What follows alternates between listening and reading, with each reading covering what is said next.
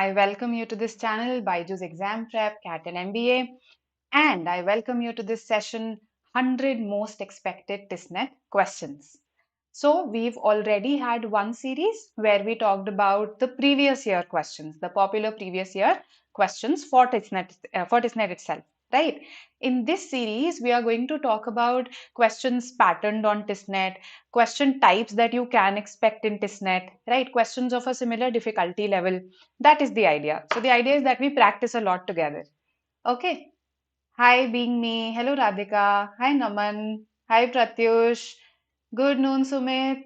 Hi, Pranjal. So, a very good noon to all of you. And let's begin. Hi, Jasuman. Hello, AJ. Good afternoon, Innocent. I'm good. I hope the same for you. Okay. So, as you know, right, if you attended my previous sessions, then you know this that in TISSNET, when it comes to the question types, you don't get very fancy question types as such, right? It's the usual question types, fill in the blanks, synonym antonyms, right? One match the column here and there. Then in the indicative syllabus, they also talk about analogy and odd word out, right? In 2021, there was a spelling question. So in vocabulary, these are usual question types. You have seen them, you've done them for other non-CAT exams as well, right? So the key is practice. The key is building or expanding your pool of high frequency words, and that should see you through as far as the vocabulary is concerned, right? So that's what we are going to cover. Then in grammar, again, you see usual question types such as error spotting, then sentence correction at times, mostly error spotting, fill in the blanks, right? These question types. So the idea is that again in grammar, we should be thorough with our fundamentals, with our concepts. So if we have a pool of high frequency words, if we know how to solve contextual vocabulary questions, and thirdly, if we build our grammar fundamentals, then nobody can stop us from scoring well, at least in the vocabulary and grammar areas, okay, in the English section of TISSNET. Right, okay. Hi, Sumit. I'm good, I'm good. Hello, Satyam. Hi, Mayank. Hello, Monkey D. Luffy. Okay, hi, Om. Naman, see, if I look at just the last year, then the cutoffs, you know that they were relatively low. However, if I look at the year prior to that, then 70 plus has usually been the trend, right? 70. In fact, you can, say 73K around is what has been the trend. So I would say that try to push it above 70. Okay, try to take it near 75 if you can. Okay. Um, However, again, the caveat to my saying this is the difficulty level of the mock. See how well the difficulty level of the mock matches that of TISSNET. If it is tougher than TISSNET, then of course this is a great score. Okay, so you have to see how well it imitates the difficulty level of TISSNET. Okay. Hi Prateek. Hello Arjun. This is the first session of this series. Yes, 100 most expected TISSNET questions for English. For English. Okay. For I think quant and all some sessions have happened. Let's see, Om. Let's see how we can improve our score. So, you know what you can do today? As we do the questions, just mark yourself. See how many you are getting correct, how many you're getting wrong, and then ask yourself the why for it. This is something that I try when I get a high in accuracy in a particular topic. I ask myself, okay, why am I getting this wrong? Right? So, for instance, if I did not know the concept, so then I would go back and study that concept. Right? If in case I knew the concept, but for this particular question, I was unable to make those connections, then I'll see, okay, why was I not able to make that contextual connection? If I was even able to make the connection, but the options were very close, that means the question was genuinely difficult. Okay, it was a genuinely difficult question. So I would star mark it as difficult, and then in my revision, I would go through that question. So that's how we proceed. Okay, all right. The GK section, I agree, Pratyush. I absolutely agree with you. Okay, let's go, let's go. Yes. Gaurav, Shubh, Akshat, welcome, welcome, welcome. Uh, let's go. Let's look at the first question of the day. A fill in the blank question, 30 seconds, more than enough. Yes.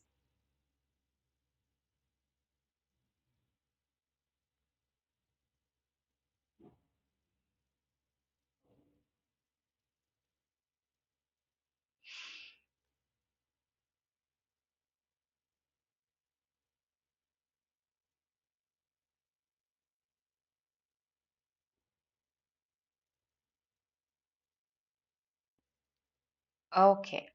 So, easy.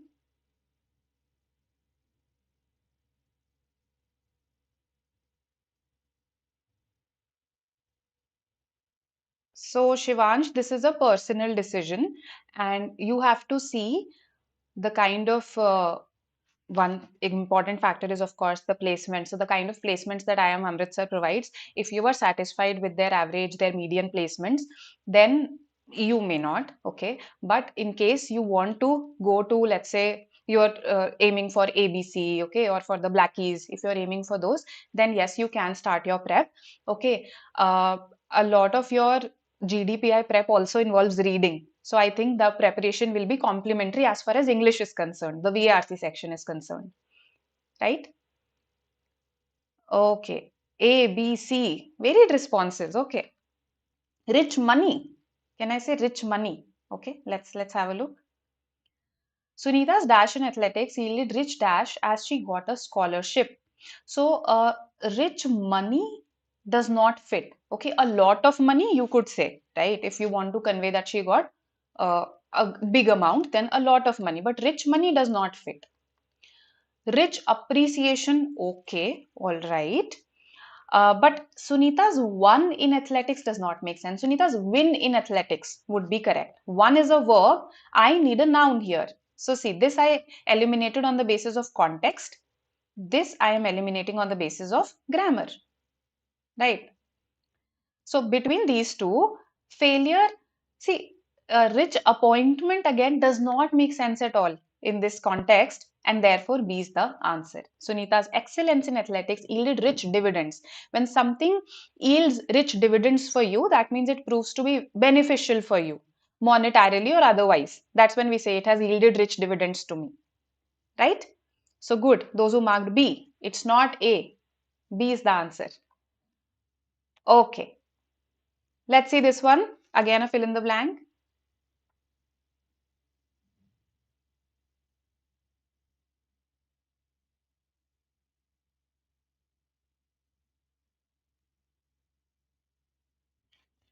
I think by now you've understood this is an idiom question, yes?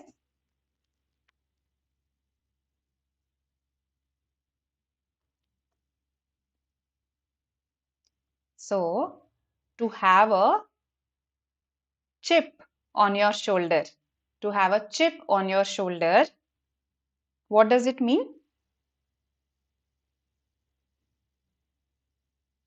To have a chip on your shoulder means to have some grudges about something, okay? So, grudges from the past are the chip on your shoulder.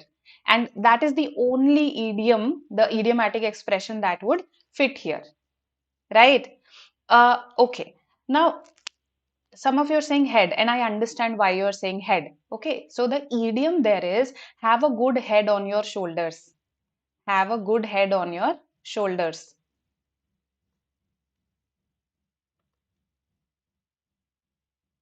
So when you have a good head on your shoulders, that means okay, you are sound in your reasoning, in your intelligence, in your decision making. That's what it means. So we are talking about someone who is arguing, right? So the previous sentence has a negative connotation, whereas this, if I put here, it will become positive. And moreover, have a good head, not a real head. That's not the idiom, right? So the only possible answer is to have a chip on your shoulder, which means to have grudges. Clear to everyone? So, I have seen idiom questions in your previous year papers. I would suggest that you prepare for them. Now, how to prepare for them? See, first is that in case you already have Renan Martin, then Renan Martin has a chapter on idioms. So, go through that chapter. In fact, it has two chapters. In the first chapter, you have idioms. In the second one, you have phrasal verbs. You'll benefit from going through both, right? Now, in case you do not have this, there are so many apps that are available in the market, right? So, vocabulary apps that are dedicated to idioms and phrases. So, you can go through them, right? Then there is this website.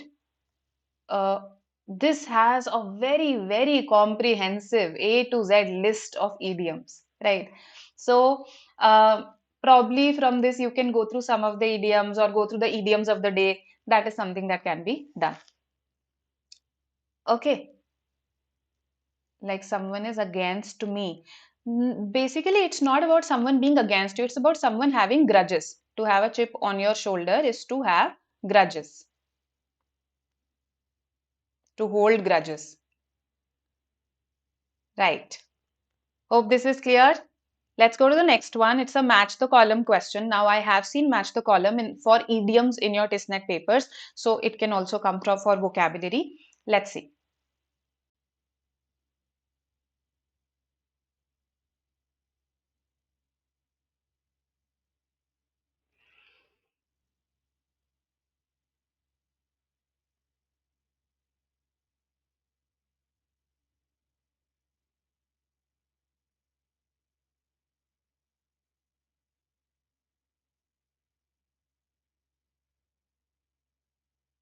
Okay.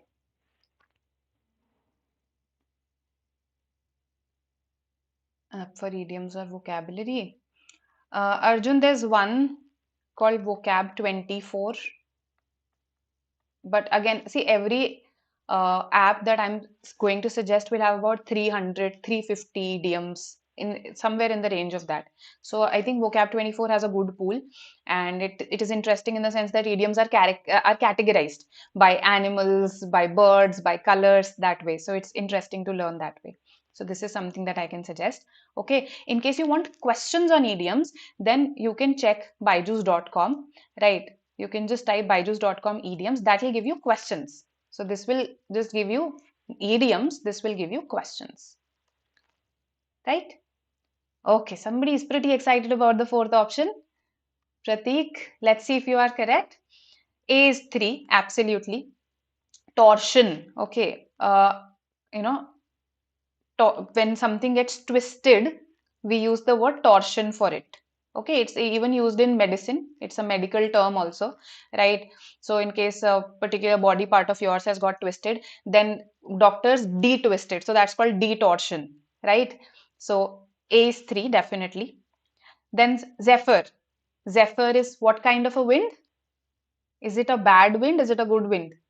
It's a gentle, okay, gentle wind, a breeze. So B is 2. And the moment we realize this, we have solved this. 4 is our answer. Correct, correct. Those who said 4.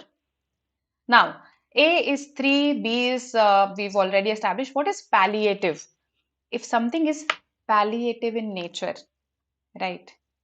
Palliative can be used as an adjective.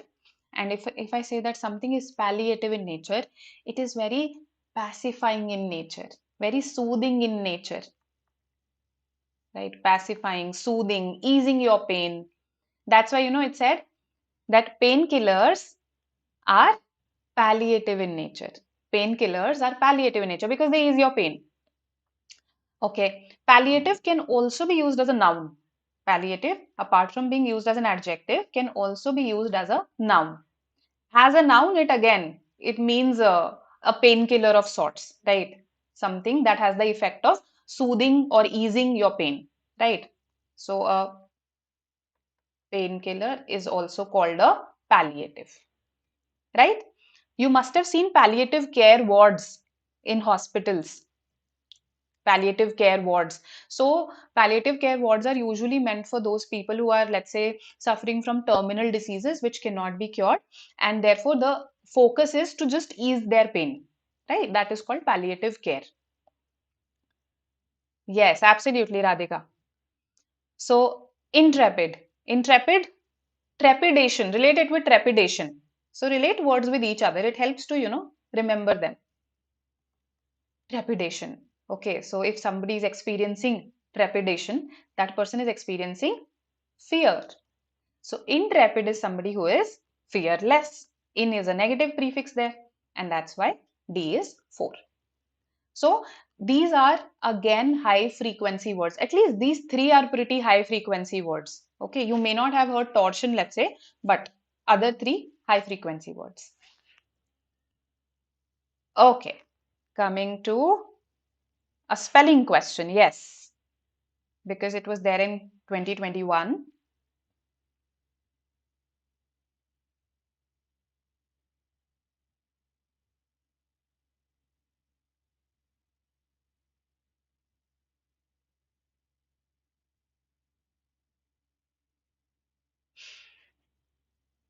Does not really need 30 seconds.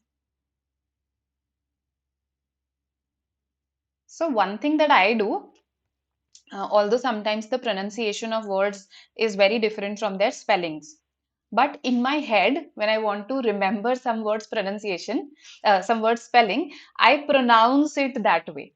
Okay. So for instance, I know that a connoisseur is called connoisseur, but in my head, I have learned it like connoisseur, so that I do not forget the spelling. So this is something that you can try. So, and that will help you to remember spellings. This is obeisance. It's pronounced also like this, obeisance, right? So obey, it has an EI sound to it. Yes? So A is the answer. Good. I think all of you said A. Good. Obeisance. What does it mean? What does it mean?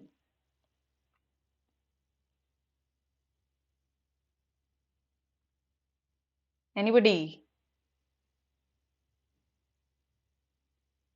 So, you've seen Game of Thrones, right? So there, the queen wants everybody to bend the knee in front of her. Yes, to bend the knee. So such acts, such formal acts of, showing respect, they are called obeisance. And the way it is used in a sentence is to pay your obeisance to someone, to pay obeisance to someone. So he paid obeisance to the queen. He paid obeisance to the king. Right? So you bow, you bend in front of them. Those actions, this sort of a deferential respect is called obeisance. Yes, absolutely. Acha, what is the spelling of connoisseur or connoisseur as it is pronounced? Yes, who will tell me? A virtual toffee to the student who tells me the correct spelling of connoisseur.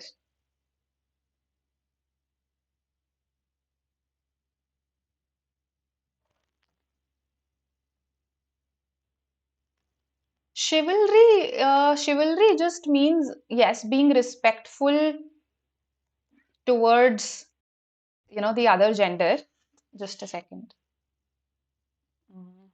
Can you hear me?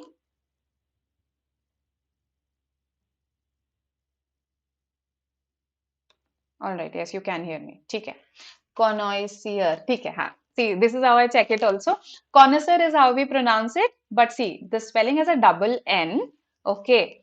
It has a double S and EUR. Connoisseur. Okay. The pronunciation is connoisseur.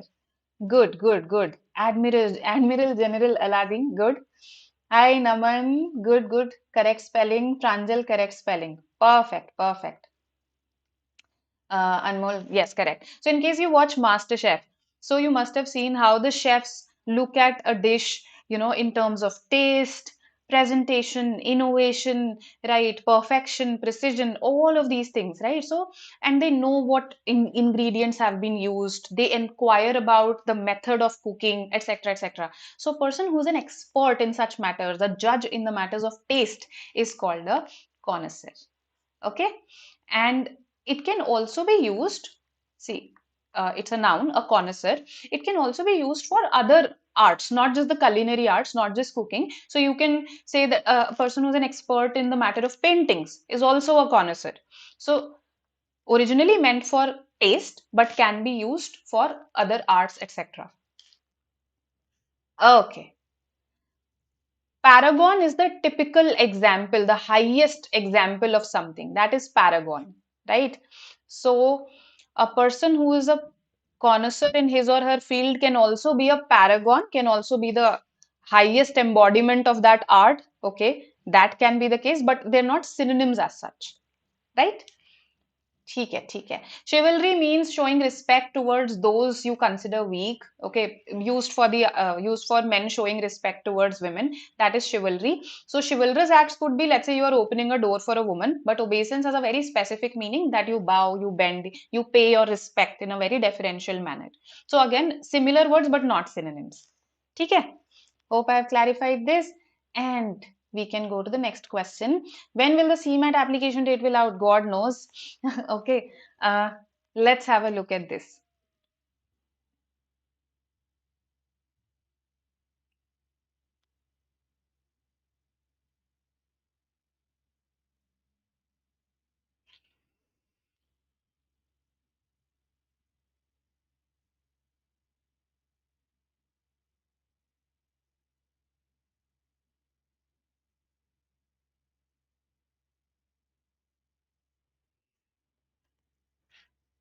Quite a lengthy fill in the blank.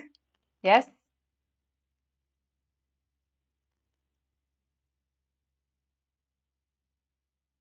Now A and C. Two responses I've got so far. What about others?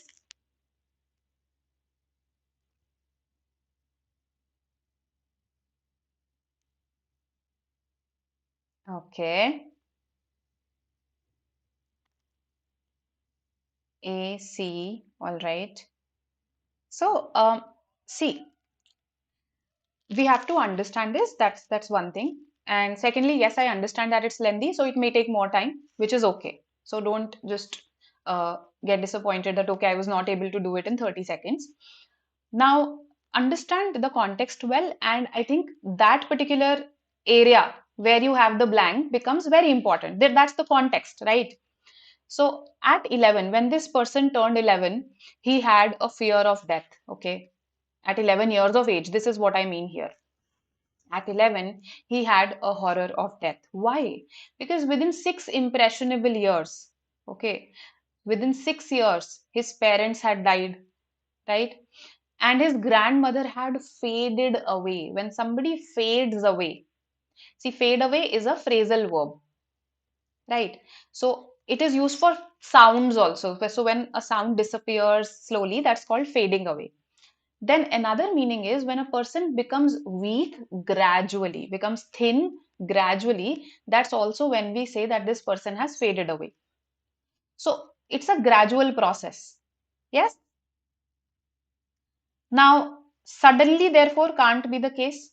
Violently, also, when something happens violently, it's usually not something that's gradual. So, B and D eliminated. It has to be between A and C. And a lot of you have said A, absolutely correct. Imperceptibly. What is perceptible? Break it. So, the word comes from perceive. When you're able to sense something, that's when you perceive it. Right? Perceptible, something that can be sensed.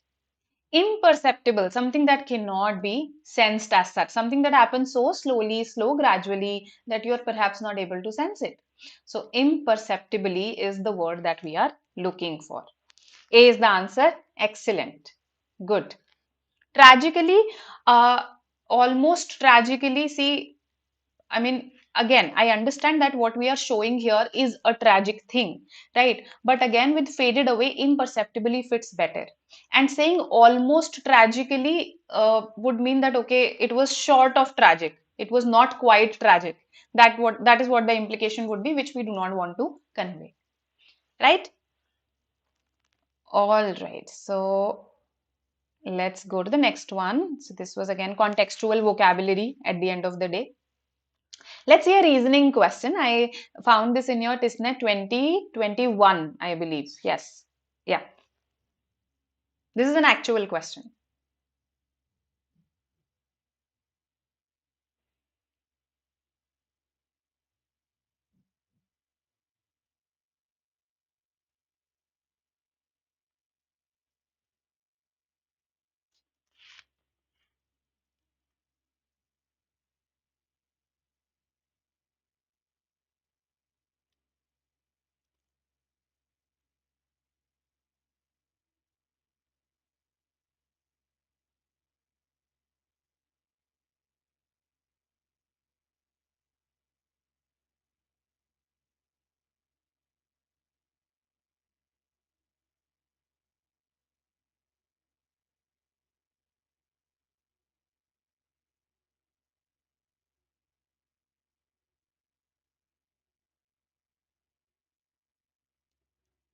All right. Let's see what you say.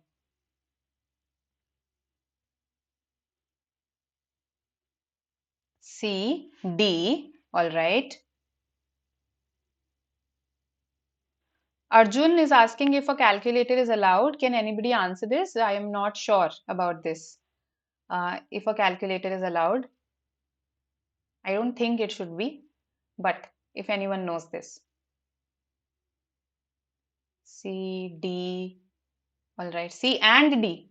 Both are correct. If you have to choose one out of them, Anshifa, Ashni, actually one is uh, See this. Okay. There are two containers in a room. Okay. So there are two containers in a room. One is a box and one is a can. So let's say I call this a box and I call this a can. One is small and green. So one out of them is small and green. One of them has toys in it. I do not know what the other one has. I know that one of them has toys in it. Okay, I do not know about the contents of the other one. The can is big.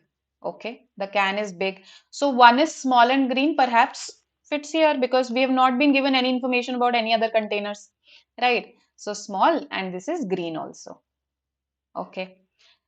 The container that is completely purple has toys in it. Right. Now, we were told that, okay, this is small and green, so we associated this with the box. So, most likely this is the one that is completely purple and has toys in it. Now, see, we do not know what the other one has. We do not know what the other one has. We have just been given this information that one of them has toys in it. So my short conclusion will be that the can has toys in it and not C. You get it? D is the one that is definitely true. About this, I cannot say. I have not been given that information. I have not been given that information what is inside it. So it's D that is going to be the answer, right? A verbal logic question, a syllogistic question in a way, right? Something that is using your deductive logic skills. So I like this question and D is the answer here. Okay, let's have a look at an error spotting question now. Let's go to grammar.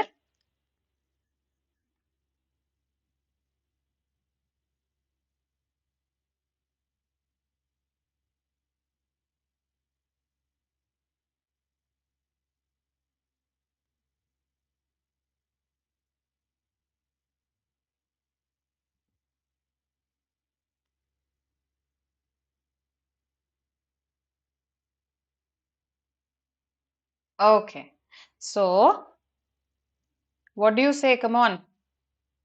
Jonty says A, Om says A. All right.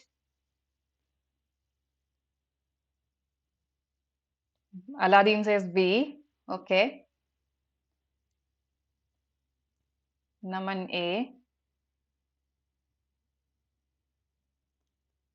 Shubh says C. Being me C. Okay. All right. So I'm glad that I took up this question. The answer is E. No error. Okay. D Delhi, which is only E is the answer. Now, this is something that's actually a noun concept. And in case any of you took that effort to study from Renan Martin, it is mentioned there. See this. Politics, usually we use it to refer to the field. Yes. Then it could also be a subject, right? Political science, although that's the more appropriate name for the subject, but it could also be an academic subject. An academic subject. But here, when I say his politics, the moment I say his politics, I am not talking about the field of politics in general. I am not talking about politics as an academic subject. So, what is it that I'm talking about? The kind of political tactics, the kind of political maneuvers that this person has. That is what I'm talking about. So, in a way, I could have written his political tactics or practices, his political tactics or practices. That's what I'm talking about. Okay, when we use politics, when we use economics in this sense, they are always plural. It's very hard to digest because it's very awkward to say his politics have never been ethical. However, that is the correct British English. His politics have never been ethical and have always been manipulative. This is a correct sentence, no error. Now you must be thinking how to use economics in such a way. So for instance, if I say the economics of this project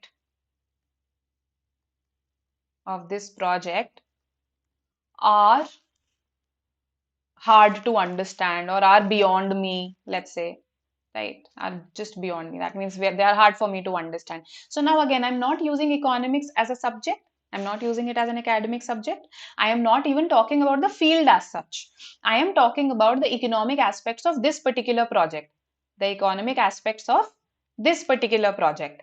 So his politics, the economics of this project, in this case, they are going to be plural.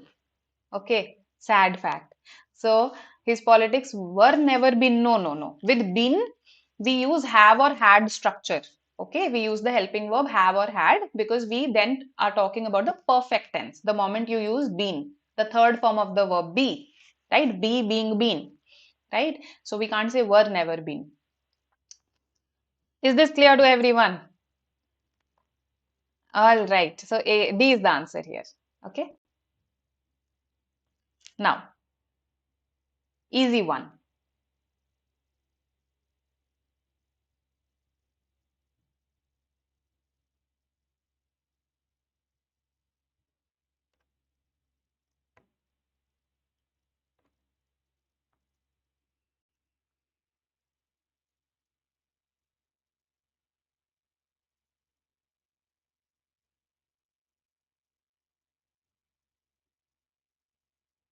So this is what.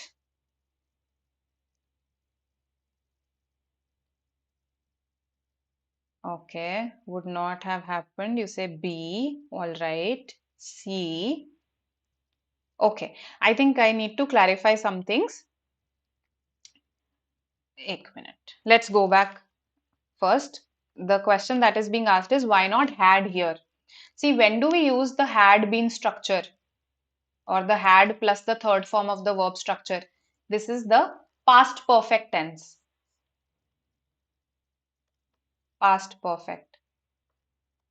Yes. So, usually, when do we use the past perfect?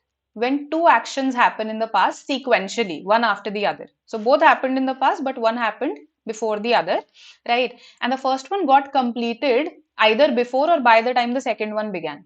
The first one got completed either before or by the time the second one began. Here, we have not been given two actions as such, one happening after the other. So I do not see why the past perfect has to come here.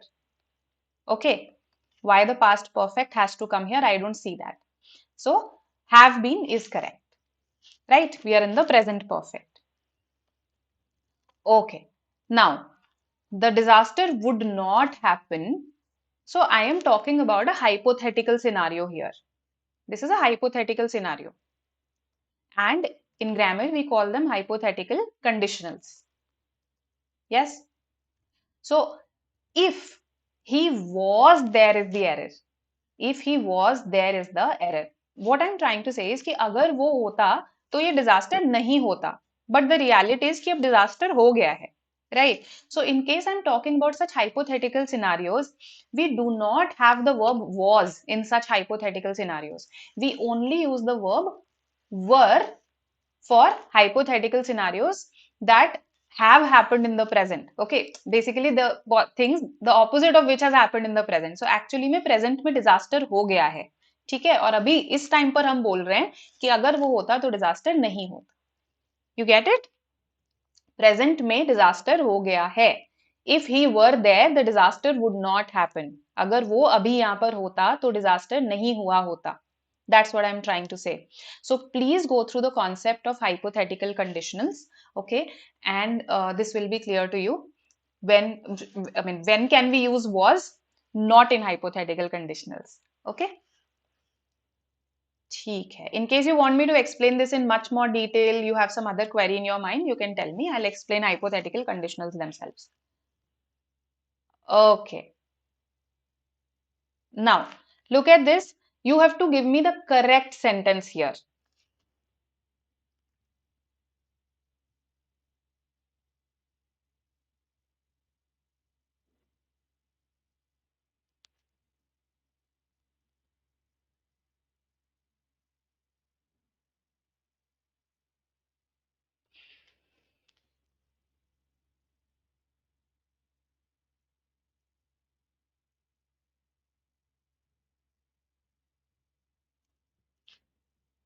Okay.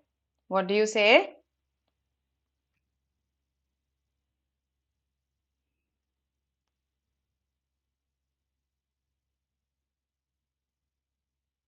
Pavan, the starting point would be to go through the previous year RC passages, see their difficulty level. They're usually easier than, let's say, a CAT RC passage. Okay. Then you can look at other non-CAT papers such as SNAP. The level of TISSNET and SNAP RC passages is relatively similar. SNAP has not been asking passages for the last 3 years, but before that it used to. So you can look at SNAP previous year papers, practice RC passages from there.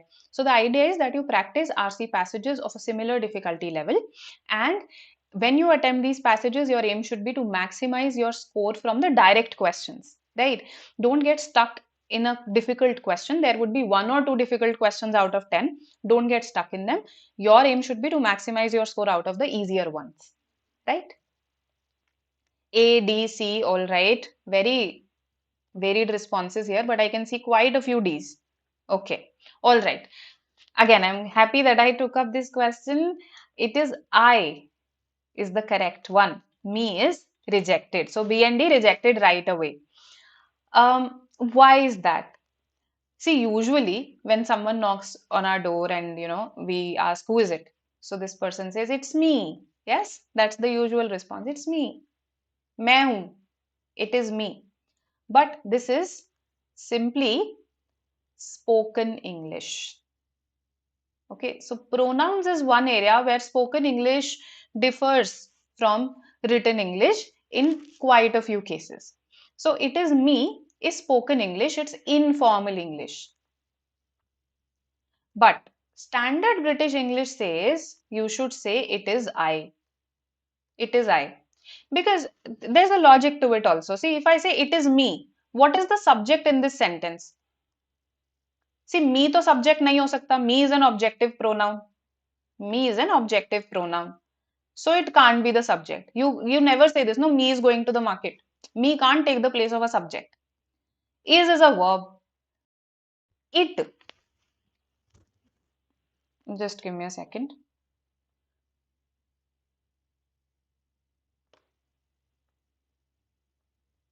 Hello. Yeah, for some reason the headsets were troubling me. So we cannot say that. Just a second. We cannot say that it is the subject because बात तो मेरी हो रही है ना. The person who is the focus of attention in this sentence is not it. It's I. Okay. So it is I because I is a subjective pronoun. That is the one that you use when you need a subject. Okay. And that's why B and D. अब A और C की बात करते हैं. Now A has and C has have. That's the only difference that I see. So who here refers to I? Who refers to I? That means the verb that should come here after who should also be governed by I. I should decide this. So I have or I has? What do you say? You say I have, right? So C is the answer. Okay? C is the answer. Make sense? Yes, no, maybe. All right. So great, it is clear to you. Okay. I'll keep this in mind. Okay. Snehal, Naman.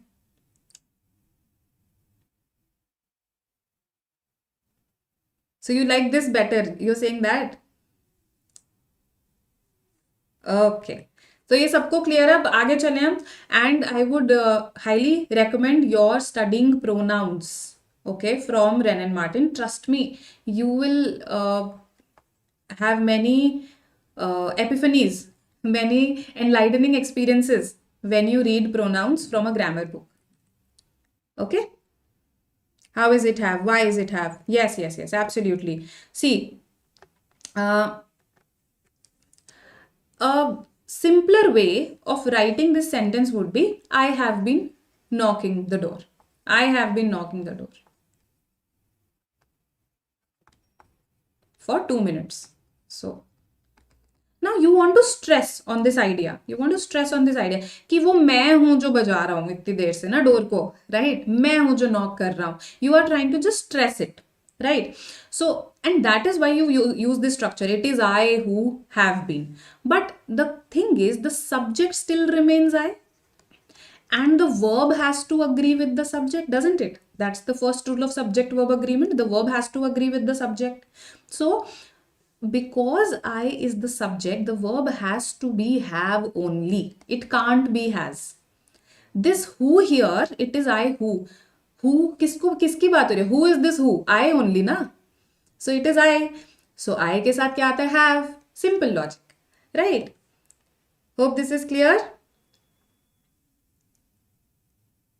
All right. Payal, now is it clear? It is I who have. The I part is also clear to you.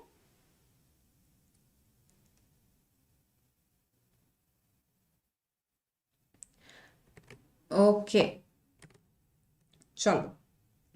Let's go to the next one then. Find the correct sentence here. Sorry, this had to be numbered.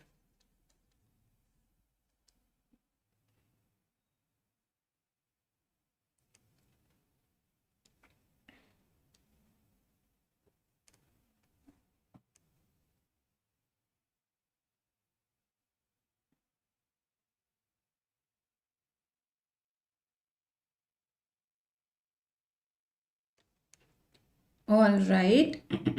C is what you say. Does it not make the subject plural? No. Neeru, that I understand why this concern has arisen. The concept that has is singular and have is plural. When we say that have is a plural verb, that is for the third person. We are talking about the third person here. So he, she, it. With these, I cannot use have, third person. But with the first and the second person, I and you, we always use have. Even if I'm talking about one person only. Even if I'm talking about, so in you also, I could just talk to you, one of you. Then also I'll say have. So this distinction that has is singular, have is plural, this holds for the third person. Right? Okay. 2, 3, 1. All right. All right. 2, 3, 1. Only C. Acha.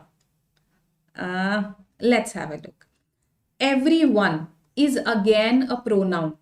These types of pronouns are called indefinite pronouns. Okay.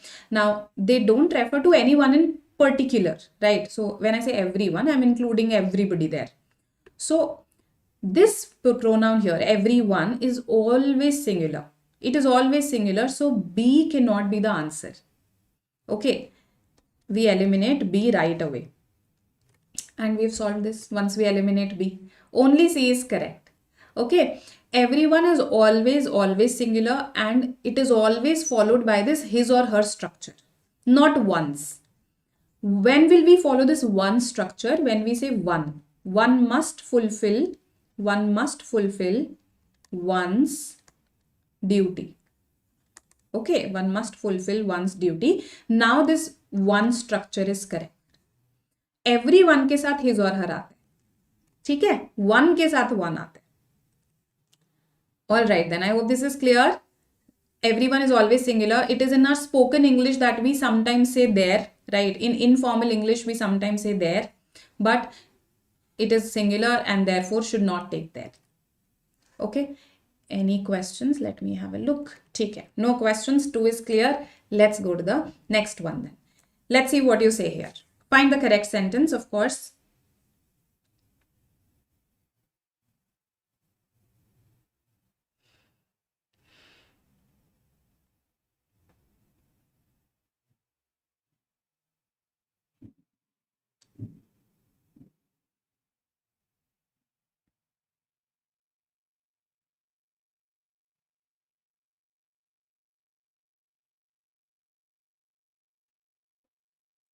Let's see.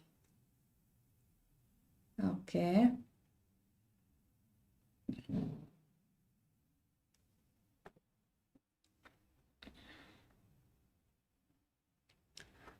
Charles, in the beginning of the session, we did some vocabulary words. Besides, there are a lot of dedicated vocabulary sessions that we have been conducting. In fact, Vikrant sir took one just day before yesterday, I think, vocabulary for aptitude exams. So you can watch that. Otherwise, in the previous months, I have taken a lot of 50 must know words, such sessions also for vocabulary. So you can watch those. For CMAT, yes, some of you are asking for CMAT. See, because this exam is nearer, that's why currently we are having lectures on this. As CMAT comes nearer, definitely we'll have lectures on CMAT. The syllabus, the question types are pretty much the same. It's vocabulary, grammar, RC's, logic there as well. So even these lectures will be of equal help to you. Okay, in fact, we are doing a higher level here as far as CMAT is concerned. So once you do this, CMAT will appear easier, right? Okay, so you say B, more than one person were involved. Now I absolutely understand you're saying B. Logically B होना चाहिए, right? More than one person है. एक से ज़्यादा है, right? And in maths we have been told more than one is plural. So we need a plural verb. But this is language. This is not mathematics. And it does not follow logic all the times. So B is eliminated. The answer is A. More than one person was involved in the crime. Now, again, I cannot explain this to you why this is the case. That, why with more than one person we are using was. It's an error, if you ask me, logically speaking. But grammatically, yahi accepted hai. Right? In grammar, we call such errors institutionalized errors. So these errors, they were repeated, quite a few times. And that's why what happened? They became institutionalized. So A is the correct one now. So sorry, being me. Okay. A is the correct one. All but one person. I think C and D were easy to eliminate. So nobody said C and D. All except one person. So this is not the subject, right? All is the subject. So it has to be were. Of the people present, all were involved except one. So all के साथ तो were ही आएगा ना यहाँ पर. Here also. So that's why A. Clear everyone? Yes, absolutely. CET students के लिए equally relevant है. CET, CMAT, TISSNET, the question types, the syllabus, so to say, very similar for English. Okay. Okay. Quickly tell me the answer to this.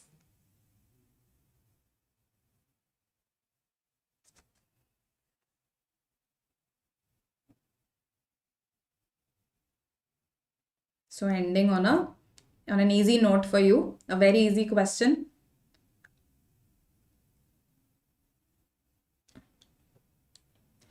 There is a clear comparison happening in the sentence than I was earlier. So what should be the answer?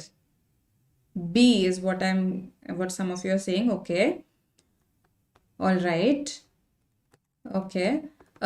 More surer? That's incorrect. More surer.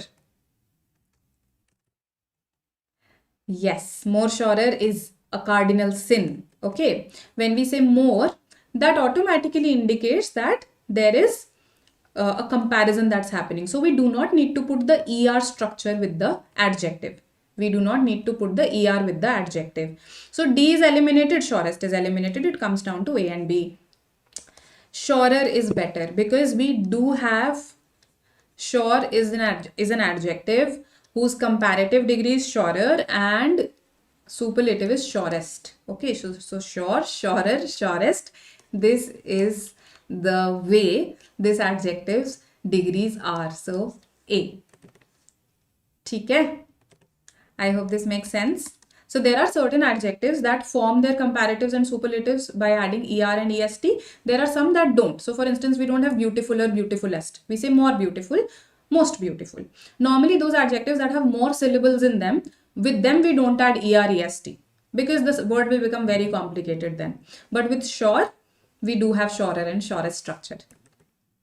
ठीक है? So you're learning new things. Think of it this way. If I give you just the easy questions, you'll get all of them correct. But will you learn? So the idea here is to learn so that you don't make mistakes in the exam. Okay? All right. So this is it from my side for today. Some vocabulary questions, one reasoning question, some grammar questions. Now, this is our comprehensive CAT 23 program.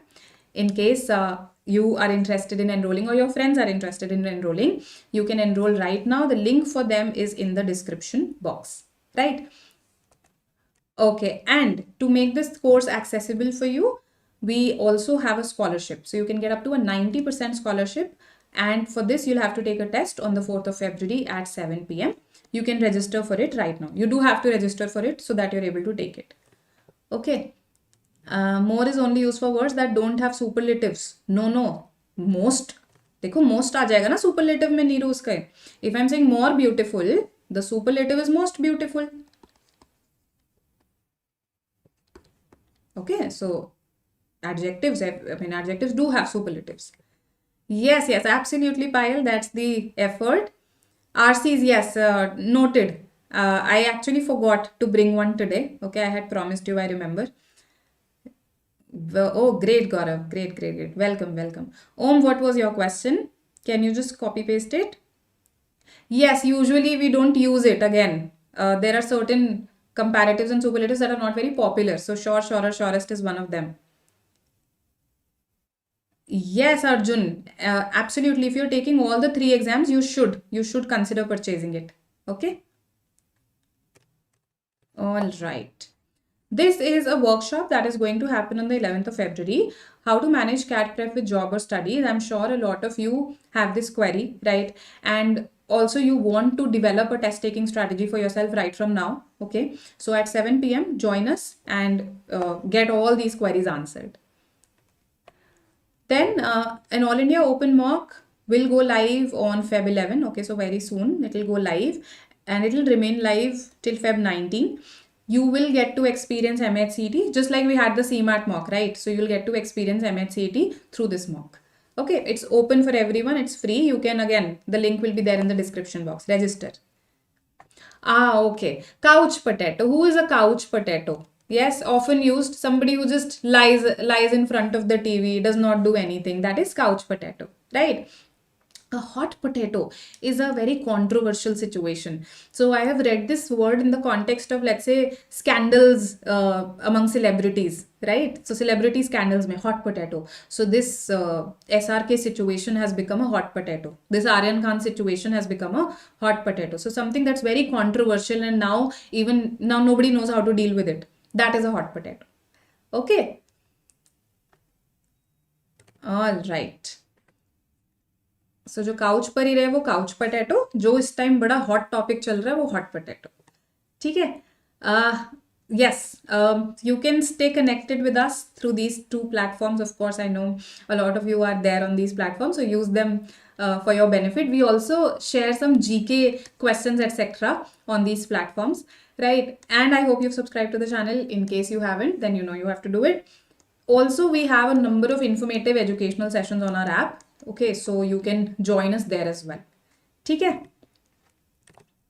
All right. Some queries here. The next session is tomorrow itself. Not sure. Okay, you will get a notification. Idioms, okay, noted. I'll bring more idiom questions and vocabulary and I'll bring an RC passage also next time. ठीक है? Please see to it. Payal makes ठीक है. Okay, done. Welcome guys, welcome. See you. Bye. All the best for your prep. Keep preparing. Bye bye.